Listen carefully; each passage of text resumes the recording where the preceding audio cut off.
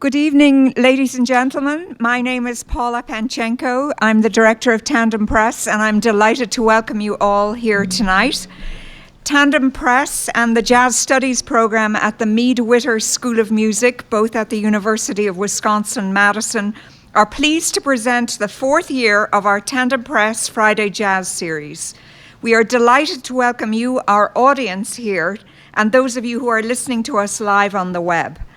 This series is made possible with the incredible support of the Brittingham Fund, and the live streaming is brought to you by Audio for the Arts with the most generous financial support of Kathy Chazen and Larry Miller. The program could not have happened without Johannes Wallmann, the John and Carolyn Peterson Chair in Jazz Studies, and his colleagues John Schaffer, who will be directing the second half, Jonathan Greenstein, Nick Moran, and Les Thimick. I also want to thank the incredible music students who will be playing for us tonight. The program tonight will feature the Afro-Cuban Jazz Ensemble, directed by Nick Moran, and the Jazz Standards Ensemble, which will be led by John Schaffer in the second half.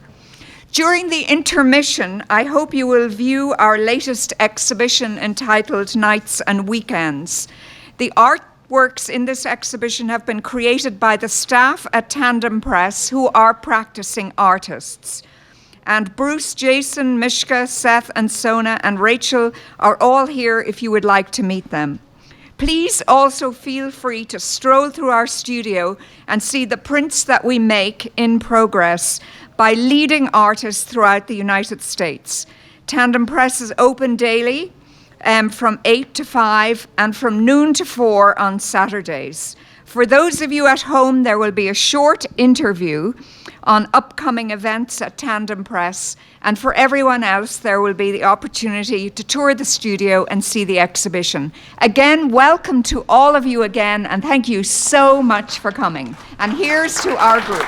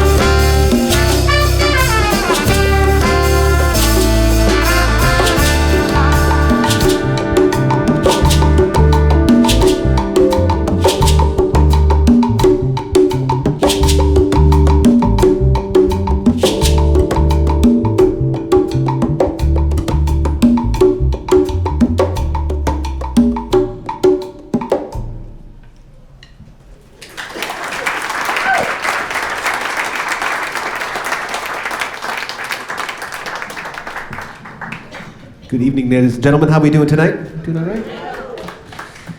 My name is Nick Moran. I'm the director of this very fine ensemble, the Afro-Cuban Jazz Ensemble. The program we prepared for you has been a program that we've worked on in the early part of this semester.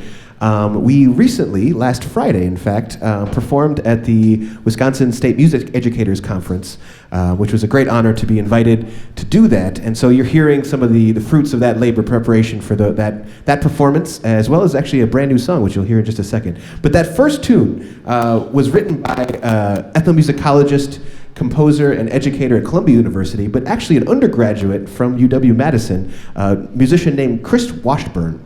And yeah, maybe some of you might even know him from this area. But that was the first tune was entitled Guantanamo, more kind of modern take on the Afro-Cuban music style. That second tune that you just heard, a tune entitled Delta by trumpet player Alex Pope Norris, that was using the rhythm of wawanko. Wawanko is one of the rhythms associated with rumba, and it's a very popular rhythm, but he fuse that with this jazz style, and that's pretty much what this ensemble is all about. We're going to do a brand new piece, actually something we've never performed before. Maybe I should have said that, but oh well. We'll see how it goes. This will be featuring Nick Burkhout on alto saxophone. This is a tune popularized by Paquito de Riviera, a woodwind player from the very popular group Irakere, a seminal group from the 70s. And this is his version of a classic arrangement of a tune entitled La Comparsa. La Comparsa, by the way, is a float or a kind of a group of musicians, dancers for carnival. And so you'll hear kind of a festive element to this tune.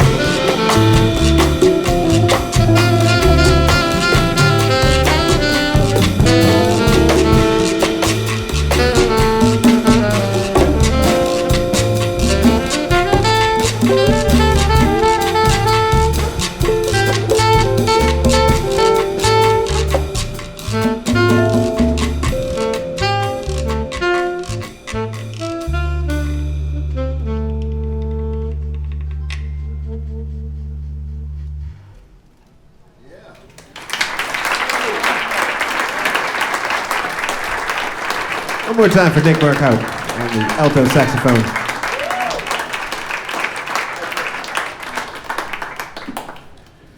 So our next three tunes are all in the style of mambo. And please raise your hand if you've ever heard mambo music before. Yeah, I figure as much, as it was the first major Latin music craze of the United States.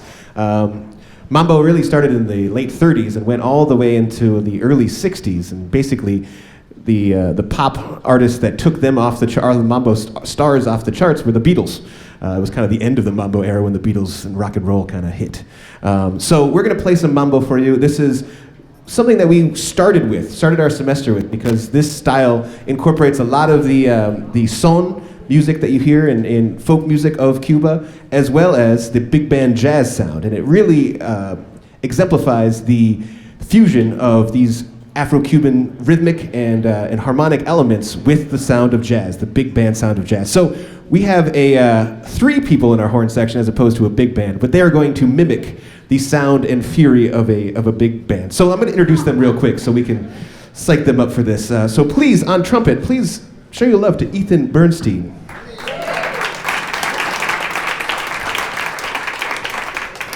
Also on trumpet, Beatrice Lawrence. And one more time for Nick Burkhout on the alto saxophone. So we're going to start with two mambos popularized by a band leader you've probably heard of, because if you still might have this album in your collection, Pérez Prado. Pérez Prado, very popular band leader and the ambassador of mambo throughout the world. So we're going to do two of his tunes. Apparently he wasn't much for naming his songs, because the first song will be Mambo number 8, and we'll be following that with Mambo number 5. Mambo number 5, you may have heard before. It was a one-hit wonder of the 90s. The artist Lou Bega brought back the last horn section that you'll hear of this tune and sampled that, and that became a one-hit wonder known as Mambo number 5. But this is the real one. And then we'll finish with Mambo In as well. So without further ado, here's our block of mambos for you.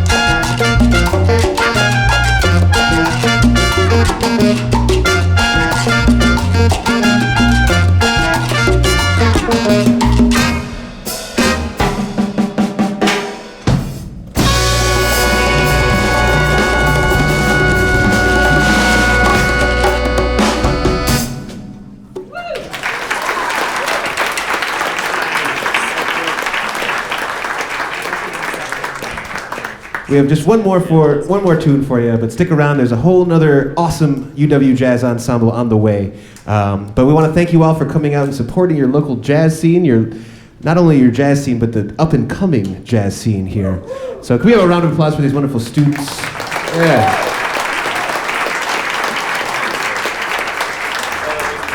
On drums, please show your love to Kai Linsenmeyer.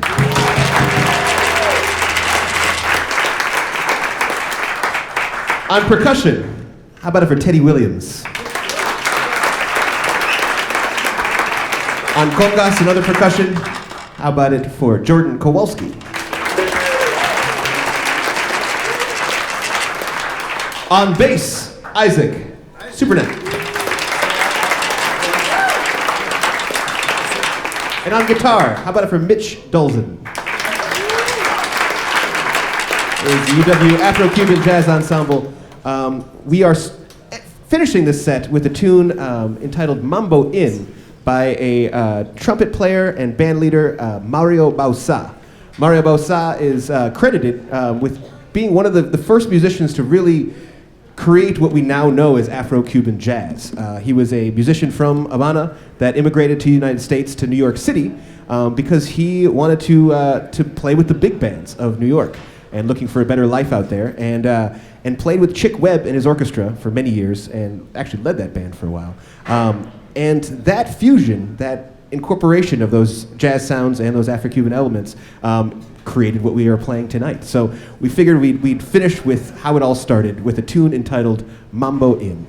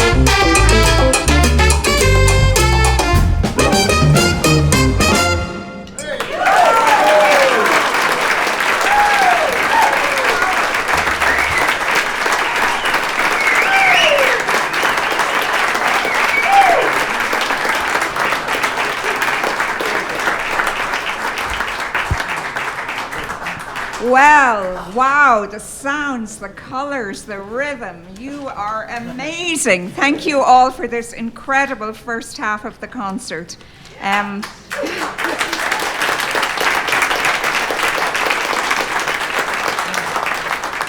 We're really thrilled to have you. I want to thank each and every one of you and thank Nick Moran for this extraordinary performance. We're now going to take a 15-minute intermission. Please go down and help yourselves to some food and something to drink. And we'll be back here in 15 minutes. You can go to the gallery to see the show I spoke about, or you can have a tour of the studio if you would like. And back here in 15 minutes. Thank you again, everybody. You were extraordinary. From now through December 8th, Tandem Press is featuring an exhibit by their own employees, and it's called Nights and Weekends because obviously this is what these people do on nights and weekends when they're not working. And Nights and Weekends features a selection of artwork created by these staff members who are Bruce Crownover, Seth Klekamp, Myszka Lewis, Rachael Griffin, Jason Ruhl, and Sona Pastel-Daneshgar. Let's talk to these artists. I'm talking with Rachael Griffin, who is the financial manager for Tandem Press, which I only find a little intimidating. But she's also an artist. So first of all, tell me about the process. How was this created? These are both monotypes. So with monotype, what I do is I ink up a piece of plexiglass, and I have kind of a template or map of this image underneath. And then I roll up ink, and then I wipe away the ink wherever I don't want it to print. So it's kind of a subtractive process. And then I have that first layer of one color that I want to start with, and then I print that on a piece of paper, run it through the press, and then I start all over again with a different color. So it's building up layers of colors, kind of like a painting.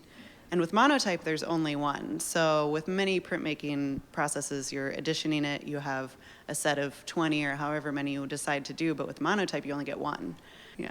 That is terrific. I wish we had more time to explain this, but just in a few seconds, can you just tell me when people come in to look at this, what should they be looking for in these pieces? What would you want the viewer to come away with? I'm a big advocate of letting people see whatever they would like to see, but something that I enjoy and I've noticed other people like to look at is kind of the sometimes wrinkles that you can see in the food that I've been doing, and the layers and kind of veins that are kind of in the image too, just the details. Yeah, and the richness of the color. Okay. Yeah. Great work, and here you go, artist, financial manager. You just bring it all. Rachael, thanks so much. Thanks, Bud. All right.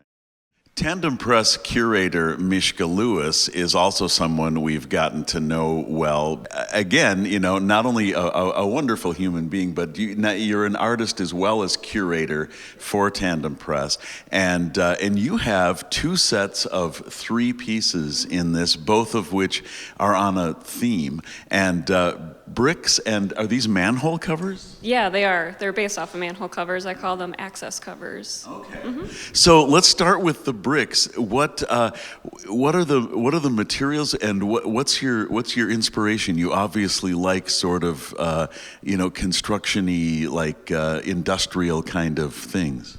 Yeah, I mean, so the bricks are a series that I've been working on for a couple of years now, and it really started as a study in seeing how many individual expressions of a brick I could create. I'm interested in these units that make up our environment, specifically, like you said, the industrial, our external environment, and these are 3 pieces that are newer. I finished them within the last couple months. So when I started this series, I was making flat images of bricks, but they've further turned into 3-dimensional objects. So this one here is cross-stitch embroidered. So it's a very time-intensive, painstaking process. All right, now let's move on to the access covers, as you call them, and so these are just gorgeous, and I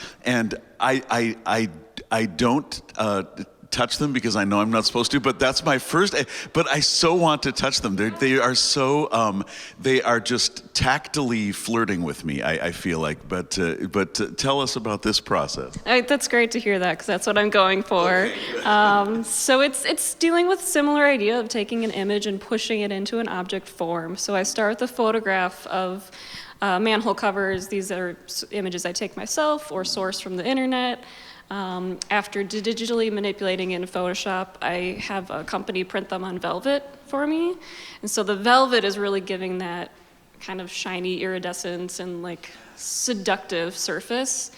And then it's a long process of cutting out each of these little shapes to create essentially a map. And then from that, I carve a wood panel to create the form of the manhole cover, and then the velvet pieces are then adhered back to the surface, and then of course that leaves all of these edges that are carved away. Yes. Would then be raw wood, and so then I coat those with flocking, which is essentially little tiny fibers of fabric that I paint with an adhesive, and then the fibers stick to them. Yeah, so I really just wanted to celebrate these aspects of our environment, like the bricks. These are things that we are around all the time and may not notice or pay attention to. Or see artistic value in. Yeah, or see their individual nature, because these are mass-produced items, and by making them very painstakingly and laboriously by hand, it gives it a different sense of value. Well, thank you so much, Myszka. I wish we had more time, but these are really lovely pieces and a great way to look at, like you said, sort of industrial, construction-y things that we normally wouldn't see artistic type of qualities in, and you've really successfully brought that out. Thank you so much. Yeah, it's my pleasure. Thank you. Another of our friends at Tandem Press and another one of the curators here is Sona Pastel-Daneshgar, and her piece is much smaller than some of the other pieces in this display, and a little more delicate, but just gorgeous stuff. And this is called Untitled, in parentheses, Memory of a Thought. So tell us about the title and the concept here. So this is a handmade artist book that I made. I've been working with the subject of memory for a long time and sort of documenting that. And so I thought it would be a nice thing to do with this book here. So it's the images are actually transparencies, so they you can see through each page, and so you'll see layer upon layer if you look at it from a certain angle, and so it kind of references memories that get stacked up over time, and so that's the idea behind it. So after the photograph is taken and I've printed it out for this project in particular, then I actually made the entire book from scratch. So it's measuring and cutting out all the pages that are the images are going to slide into, and then also binding the covers as well, and then assembling the whole book together. Measure twice, cut once, right? Oh man. Is there advice that you would give the viewer when he or she comes in as a way to view it to get the most out of it, or is it just soak it in and get what you get? No, if they're on a pedestal, I'd like to invite people to sort of move around it so they can see it from different angles. The way the lighting is as well, it's also, there are reflections of the images on the pedestal as well. So a book in general does invite you sort of to inspect it a little closer, and that is definitely an element of this project that I want people to do as well. So, Sona, thank you so much. This is a really beautiful piece. Master printer and shop manager Jason Ruhl is another artist here at Tandem Press. And Jason, I want to know a little bit about the processes here, but I'm going to start with just the titles. You have pieces on this side and this side that the names are just numbers, and then in the middle you have these two pieces, one of which, Last Night I Dreamt That Somebody Loved Me, which I believe is a Smith song, correct? Yeah, it is a Smith song, but this piece is based on the low cover of the Smith song. Okay. So these two works are a part of a series that I send people that I know a letter requesting a list of 5 songs, and then I tell them that I'll make something influenced by one of those songs, and then I send them the piece. So the titles come from the song that the image is based on. And how were these images created? So they're collage images, but they're all built in Photoshop. So like the image on the bottom, the head of the gentleman is from one source, the body's from a source, the record player's from a source. So I basically find all those things and Photoshop them all together. That's really terrific, because I feel like what a lot of you guys are doing is just taking things that normally would not be seen as having any artistic value and finding artistic value in them. Anything else you want to say about these pieces before we wrap? No, I mean, I guess the other thing about it is, like, even though they may seem very different, I see them in a similar way, because I kind of feel like I'm making Frankenstein's monster in a way. Like, I'm finding all these pieces and making a whole out of them, and that's kind of the part of the process that I really enjoy, is like building something out of all these other things that weren't necessarily together. Great. And unlike Frankenstein's monster, these will not rise up and kill you later. Not that I know of. Not that you know of. Jason Ruhl, thank you so much. Seth Klekamp is a preparator, or the preparator, at Tandem Press. And before we even talk about the art, I've just got to, I've never even heard that word before. What does that mean? It's generally reserved for museums, but it's the person who takes care of the artwork, does installation, packing, shipping, crating, things like that. Preparatory stuff. Yes, exactly. Makes total sense. That's probably where it comes from. Okay, that makes sense. So let's talk about these pieces. They obviously, well, I shouldn't say obviously anything, because I'm not that knowledgeable about artwork, but it seems to me that these started out as photographs, and then you did some kind of manipulation beyond that. Yeah, I like to have a little bit of my own hand in the work, rather than them just being photographs. So something to put a piece of myself in there. So whether it's like laying them or flipping them, or like on that one behind you, added watercolor to it. I was going to ask what the coloration was. Yep, it's just watercolor and then scanned in and then layered over top of it. And this piece, this tree is just gorgeous, and I spent a lot of time just looking at it before I realized that it is not a picture of a tree divided between two frames. It is actually the same side of a tree, mirror image flipped. Yes, it is, yeah.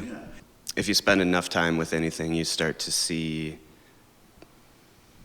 the depth in it.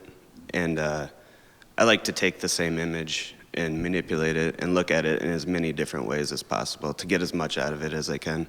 And I find with photography, with the light and shadows, you can take a single image and turn it upside down or flip it sideways or move it in any direction, and it takes on a whole new meaning and can give you a whole new perspective on the image. Yeah, it really is great. This is a piece that I could spend a lot of time looking at. And then the third piece is a bird flying over buildings. And I love the title. You have called this Eternal Seeker.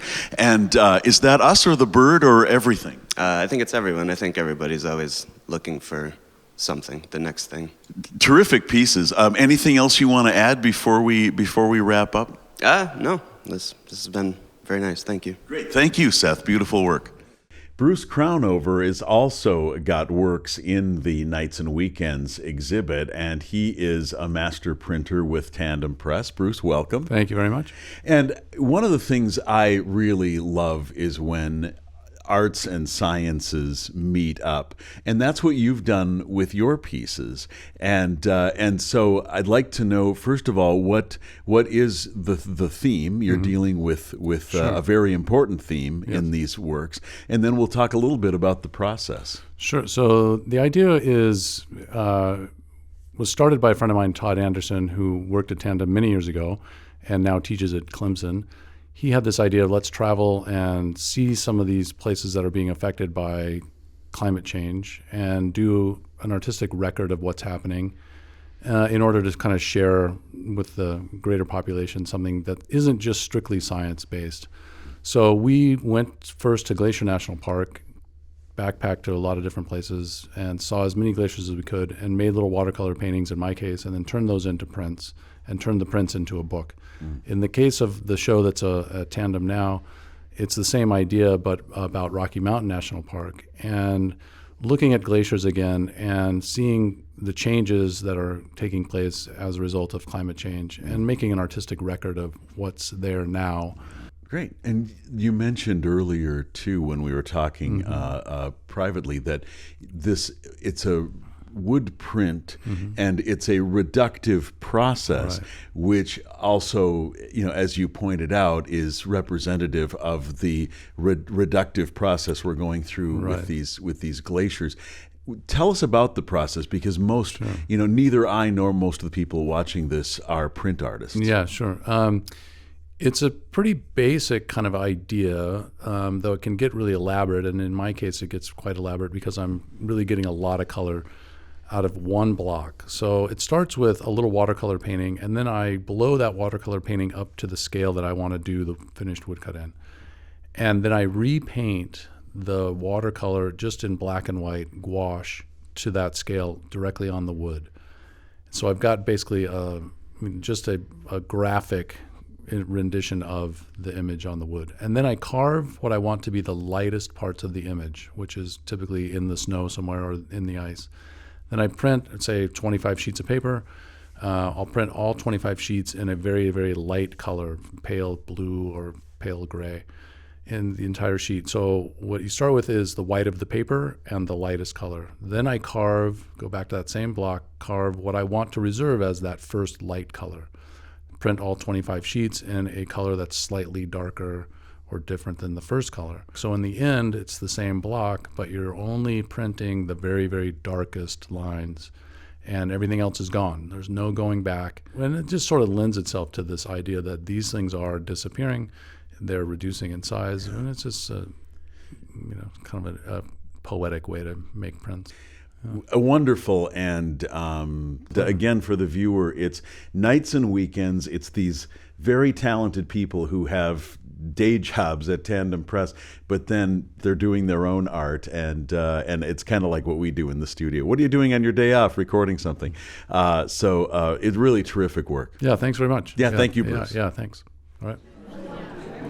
Welcome back, ladies and gentlemen, to the second half of the Tandem Press Friday Jazz Nights. We're absolutely thrilled to have the students from the University of Wisconsin music program, jazz music program, here under the leadership of John Schaffer, who will be leading the group this afternoon. This group is called the Jazz Standards Ensemble, and we're absolutely delighted to welcome them back. And we're delighted to have all of you here tonight. This is an amazing collaboration between Tandem Press and the Mead-Witter School of Music. So thank you for all being here. Enjoy the concert and come again. Thank you.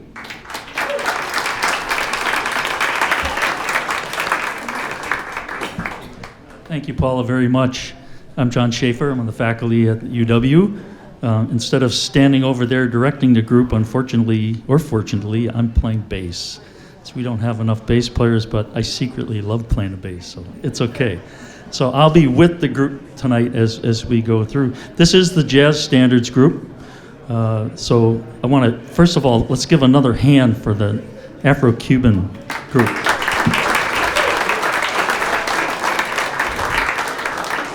Nick has done that fabulous job, and those students are incredible. We are not them. We will not sound like them, and I'm not going to pretend to sound like them. Hopefully your feet are already tired from just kind of tapping it, and you want to calm down a little bit. Jazz Standards really came about as one of our 5 small ensembles, each with a different niche. And the niche was this one, is that anybody who's going to play jazz and go out and gig around has to know there's 100, 150 tunes that are sort of part of the standard repertoire. Some of them are the old American songbooks, you know, the Gershwins and the Cohens and stuff like that. Others are some of the jazz standards from 50s and 60s. But if you don't know these tunes, or at least haven't heard them once so you can catch on fast, you're gonna have trouble if you just sit on. So that's what we really specialize in. This is just straight ahead 50s, 60s jazz as you would have loved it in the 50s and 60s, and that's what we're doing tonight, and that's our specialty. So you might notice we have one interesting instrument, which is the cello, which is not a real common jazz instrument. When we are dealing with students and auditions, one of the things we do is we take who comes and who shows up, and anybody who wants to play, they get to play. And we're really happy to have the cello. It's really in the same range as a tenor saxophone. So I think of her as my tenor. And that's how we work this in arrangement. But it adds some interest to the whole thing. So like jazz, you just make it up and you improvise as you go, and that's what we're doing. So our first tune tonight is a very standard tune from probably the 70s by Stanley Turrentine, and it's part of what we call a post-bop movement. It's called Sugar.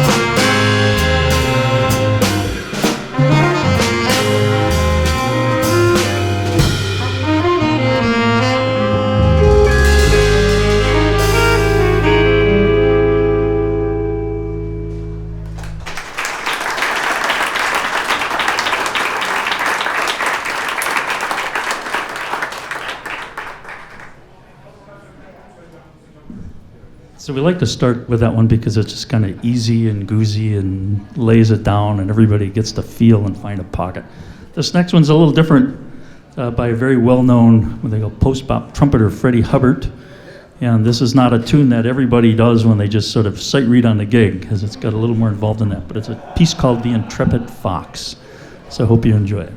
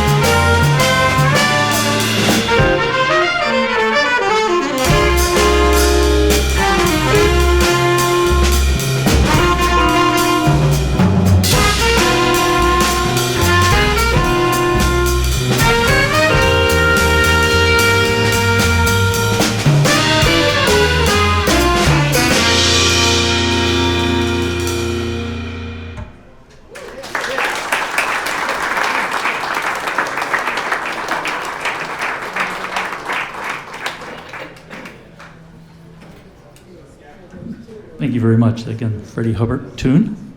A little bit rehearsed, not quite something we just made up on the spot. This next tune is a very famous early jazz tune by Wayne Shorter, famous saxophone player, called Footprints. And hopefully you'll recognize it. It's basically a blues form at a time when people were trying to make the blues not quite sound like the blues, but here it is.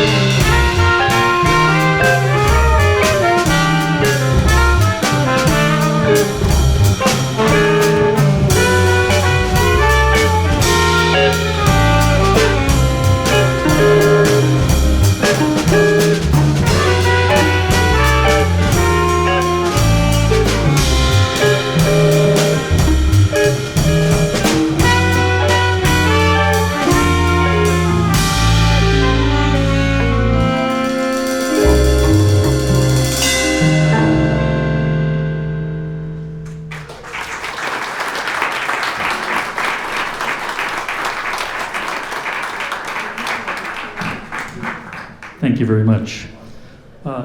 This next tune, there's a world of what you heard the hour before us, which is the Afro-Cuban stuff. Long before we were listening to much of that, there was stuff we called Latin jazz, which was not really Latin at all. All it did was take jazz tunes and put a little bit of a Latin beat to it. So it's no way considered to be Latin music. We call it Latin jazz, which means it's specifically not Latin, it's jazz. Anyway, it was a very well-known tune, been around for many years, by Kenny Dorham, late trumpet player, called Blue Bossa.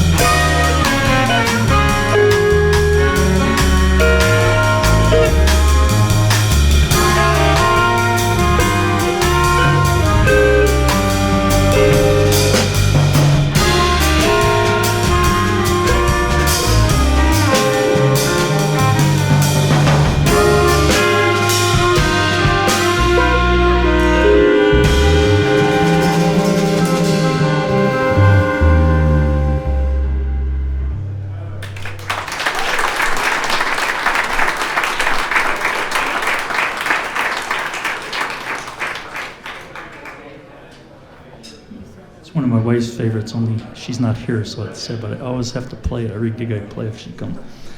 We're going to go backwards now for our final song. Before we do this, though, I'd like to introduce this group of incredible students. First of all, David Garcia on trumpet. Mr. Jacob Prost on the alto. And Meredith Nesbitt on the tenor cello. Sean Dobson on the guitar. And Nathan Haywood on the drums. Beautiful. Again, I'm John Schaffer. I run this group, but they run this group. I have to tell you. One thing I didn't tell you when we started this semester, I gave each one of these incredible musicians that list of 150 tunes. I said, pick 5 off of there you want to do, and then I'll pick something. So every single one of the tunes tonight was on at least one of their lists. So they always get to do something that's a tune that they want to do. So this last one's going back into music history lore. There's a very famous Disney flick that had a scene with spaghetti where this dog is sipping up spaghetti. This tune's called Lady's a Tramp. There's in the late 40s, a movement in jazz called the West Coast or Cool Jazz Movement. And there was a beautiful arranger by the name of Dave Pell, baritone sax player, who recorded dozens and dozens of albums of doing sort of small big band versions of famous jazz tunes. So this is one of his arrangements that I arranged for 6 of us. So I kind of chopped it down a little bit. But this is Lady is a Tramp. And this will be our final song. Also not just easily done. So.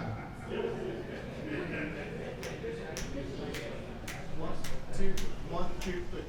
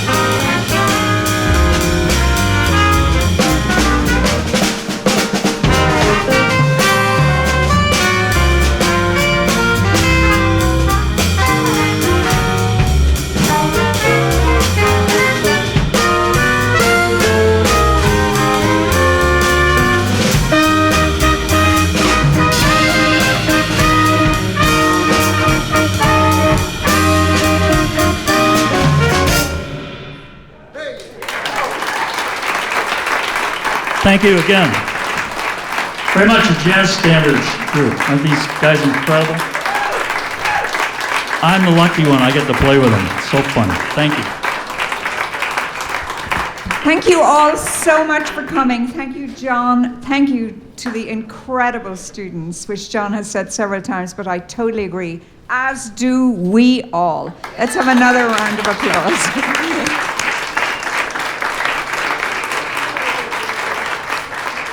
Our next concert will be on December 7th, and on December 15th, I want to say that we'll be having a holiday open house.